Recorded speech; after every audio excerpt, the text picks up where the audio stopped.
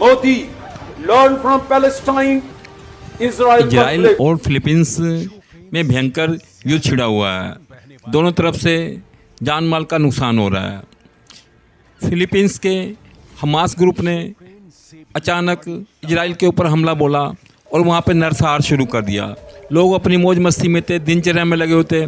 उसने कुछ नहीं देखा, औरतें हैं, बच्चे हैं, बूढ़े हैं, कुछ नहीं, सिविल है, आर्मी है, कुछ नहीं। धड़ाधड़ उसने बम रॉकेट जो बरसाना चाहा बरसाया, उसने लोगों को मारना शुरू कर दिया। अब उसका रिएक्शन भी आना था। इजराइल थोड़ा संभलने के बाद जब उसने कार्रवाई शुरू करी तो त्राहिमाम होने लगा, बचाओ बचाओ की आवाज़ें आने लगी। अब वो कह रहे हमें बचा लो, इजराइल से बचाओ, हमें रोको, युद्ध रोको, युद्ध रोको। पर अब इजराइल कहाँ मानने वाला। वो कहता अब मैं इसका परिणाम इनको सिखा कर ही रहूँगा कि किसी तरह से किसको नजायज़ छेड़ते हैं। दोस्तों, इसी बात में गुरवंत सिंह पन्नू जो सिख फॉर जस्टिस यानी खालिस्तान का समर्थक है, उसने एक बयान जारी किया नरेंद्र मोदी के नाम।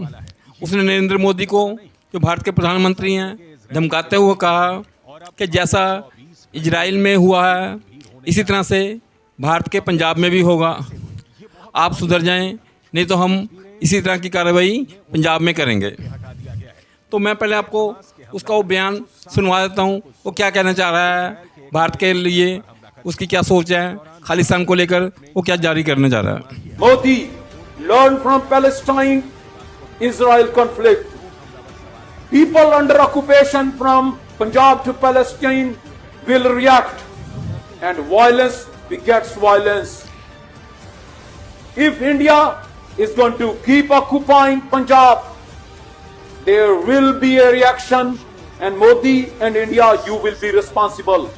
SFJ believes in ballot. SFJ believes in vote. Israel पर आज फिलीपींस का हमला हो रहा है। पीएम मोदी को इस हमले से सबक लेने की ज़रूरत है।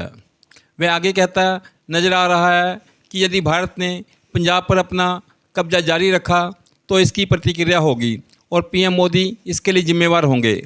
खालिस्तानी भारत पर उसी तरह हमला करेंगे जैसे हमास ने इजराइल पर पिछले दिनों किया है।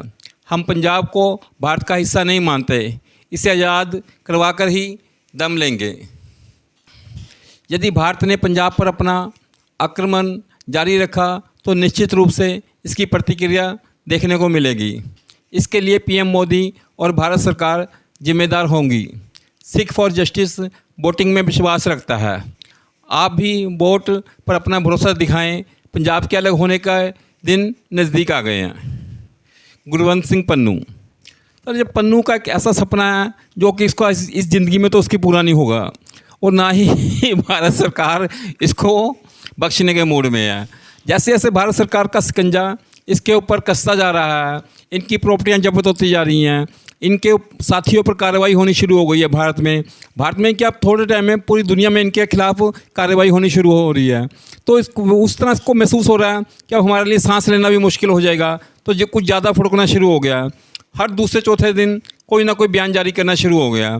अभी कुछ दिन पहले इसने वर्ल्ड कप को लेके बयान जारी किया था कि हम वो वर्ल्ड कप में ये कर देंगे, वो कर देंगे। तो इसकी तो आदत बन गई है हर किसी मौके पर अपनी बात टांग अड़ाने की, जबकि इसकी कोई वैल्यू नहीं है। कोई नहीं समझता, ना ही कोई सिख इसको अपना समझते हैं, ना ही कोई और। कुछ गिने चुने ऊबर ड्राइवर हैं 30-40 लोग जिसको जो उसके साथ जुड़े हुए हैं, जिनको लेकर ये फुदक रहा है। अगर इसको असली लेना है, खालिस्तान बनाना है, तो भाई भारत में आ जाओ। बहुत बारी बोला तुम्हारे को, आओ तो सही। तुम्हारा वेलकम ऐसा करेंगे कि सारी ज़िंदगी क्या सारी आने वाली नस्लें भी याद रखेंगी भारत किस तरह का स्वागत करता है। अतिथि देवो भवो, जानते हो ना, भूले तो नहीं हो ना अभी तुम। ठीक है, हम इंतजार करेंगे आपका। आइए पंजाब में खालिस्तान बनाइए, आइए। मोदी को धमकी वहाँ से देने से कुछ नहीं होगा, यहाँ आके धमकी दे लीजिए, आइए। तो दोस्तों, फिलीपींस और इजराइल के युद्ध में ये खालिस्तानी टटपुंजिया बीच में वो उछल पड़ा। ऐसा करके ये अपने आप को माइलेज लेना चाह रहा है, परंतु पूरी दुनिया को उसकी सच्चाई के बारे में पता है।